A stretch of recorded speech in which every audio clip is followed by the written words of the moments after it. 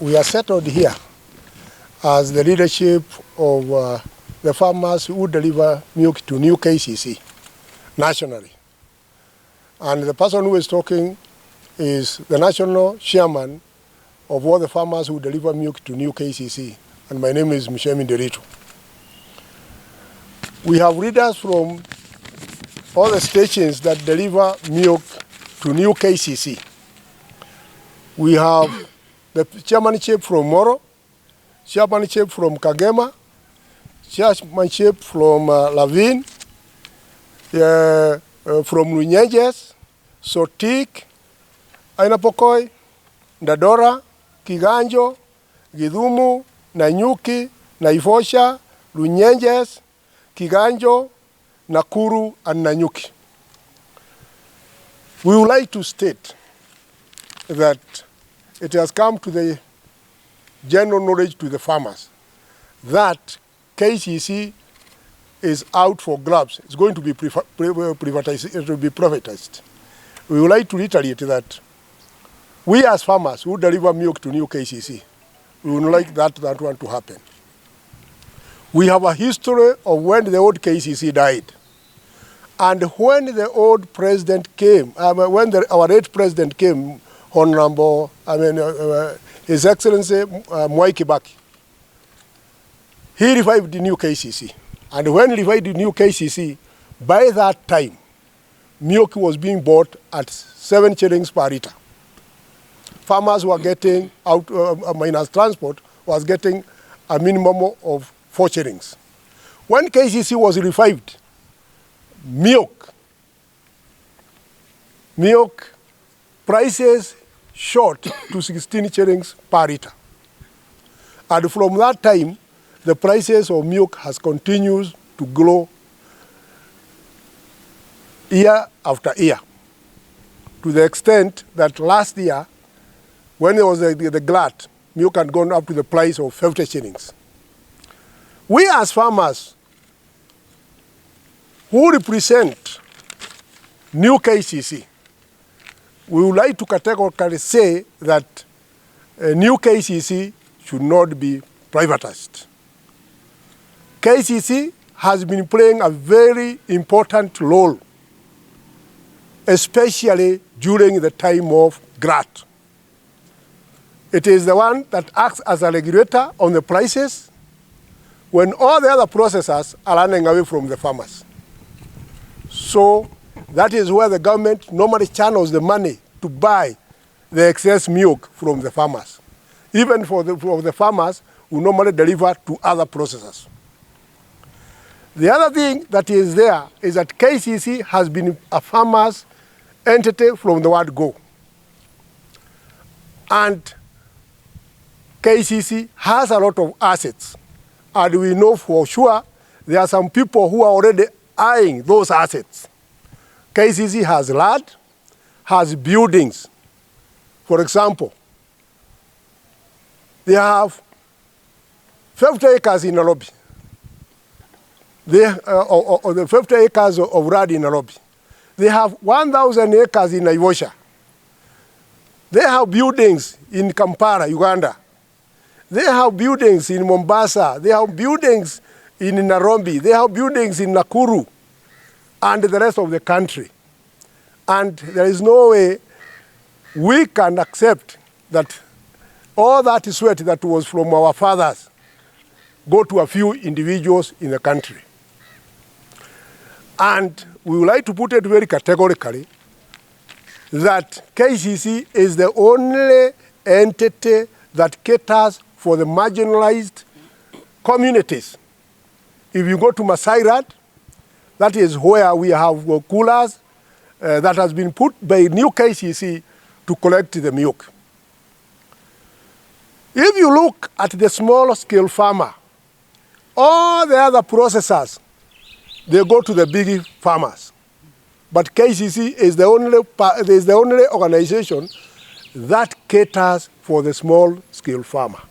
So we would like to say that killing KCC is killing the dairy industry in Kenya.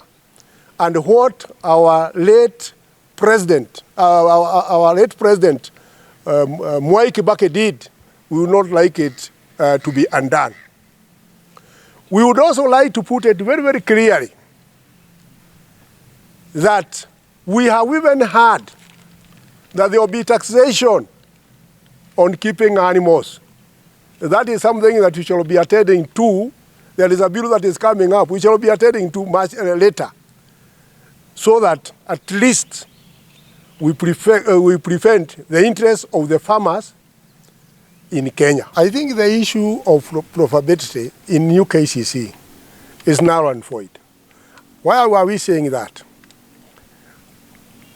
KCC is supposed to cater for the small-scale farmer. And their main duty is to buy milk and sell the same commodity so that the farmers can live. To us, as farmers, KCC is the only corporation under the government's hands that buys milk and sells, and it maintains its staff without going to the exchequer. So, according to us, KCC is not a loss-making body. All it requires is to be managed and properly utilized, and that's why the government pumped a lot of money to do modernization so that nothing will get lost in terms of milk intake. And the aim by that time, through that modernization, was that KCC should be the outlet of the Kenyan milk to the outside world. In other words, all that is being collected through KCC should be marketed through outside the country. That's our take. Names are Anwar Shira from Nakuru. Just to add on to that, KCC is a buyer of last resort. What it means that when Mwai Kibaki revitalized KCC, his dream was that no Kenyan farmer should pour any milk. So when we talk about a buyer of last resort, it's really not about profitability. Even if we break even, that should be good enough, because no Kenyan farmer has poured any milk. So when Kibaki brought back new KCC, that was the dream. When the last government also really bought a lot of equipment and revitalized new KCC, again, that was still the dream. And as we speak right now, we are going through a glut. And what new KCC is doing, it is absorbing milk even from other farmers who are providing their milk to other processors. So we are saying, if we remove new KCC, which is the regulator, which is the buyer of last resort, even you can walk into new KCC right now and pour your milk. Nobody will say, no, you're not a member, you're not. It belongs to government. So anybody has a right. So if we take this away from the citizens, what is going to happen? We are going to have another issue like the other time when we had milk being poured in Nyandarua. So that is the point. And we cannot privatize everything. I think about 2 weeks ago we were told about 2 million Kenyans are dependent on new KCC. We control 7% of the GDP of this country. So when you remove new KCC from the picture, what is going to happen? Okay, we have youngsters that are dependent on new KCC. We have been collecting milk from tipis all the way to Narok. There are a lot of young men who transport milk from the interior to bring to the coolers. What is going to happen to these young men? And like our lady from Kajiado said, the milk prices down there were very bad until new KCC came in. So we are regulating the industry. We might not be appreciated, but we are regulating the industry. Immediately we are pulled out of the industry, then we can tell you for sure, like our former chairman, Mr. Matu Amai, used to tell us, the milk industry in this country will collapse. That is for sure. So we are just simply saying that this is not up for negotiation. KCC must and will not be privatized. Names are Miriam Pushati. I come from Kajiado as a farmer of new KCC. As we heard about privatization of new KCC, we were really shocked as women from Kajiado, because before KCC came in, we used to hawk with our milk. You go the whole day carrying milk. At the end of the day, you sell at 5 shillings per liter. So I I really support my colleagues by denying what the government is planning for selling new KCC. We as women from Kajiado and our youth, we have really benefited through KCC. Even other competitors came to Kajiado after KCC have laid the ground. That was when they came and supported us to take some few milk. But from the word go, we went to other processors. They told us that Maasai don't have milk, but KCC accepted to take milk from us, even if we are from marginalized area. So we really support, or we really don't agree with the government for what is planning, because they are the ones to come and protect us. During the time of modernization, we were really pleased that even if we get more milk, there is where we are going to sell. But now we are wondering and worried, where are we heading if it is the government that is planning to sell what belongs to farmers? My name is Lydia Kagema, and I'm here because of new KCC, which is said to be privatized. The reason why the KCC farmers would refuse that one to be done is because it is the only processor which takes milk for camels, and it is also taking milk from the small farmers.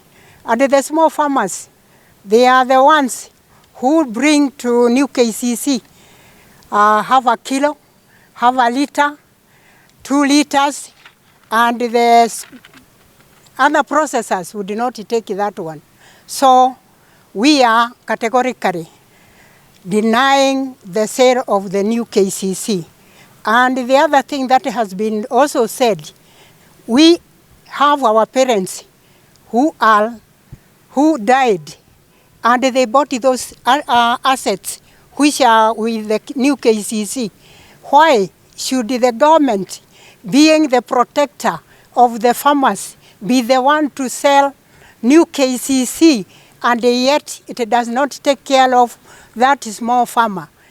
It is supposed to be the one who can regulate the new KCC properly, and not taking the assets, not taking the new KCC from its children, who are the children who were left by their fathers. We don't have a protector if it is the government that is doing that.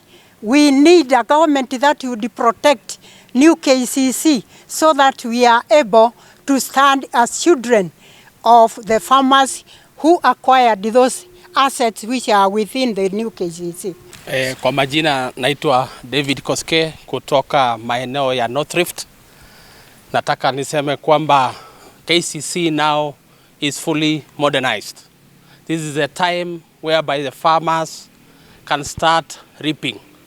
So when we heard about the privatization of new KCC, we were very much shocked. As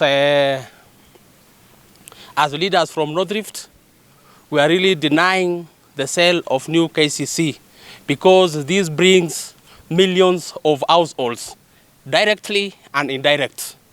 We are requesting government to protect all the properties of new KCC across the country, because these are the things that belongs to the farmers.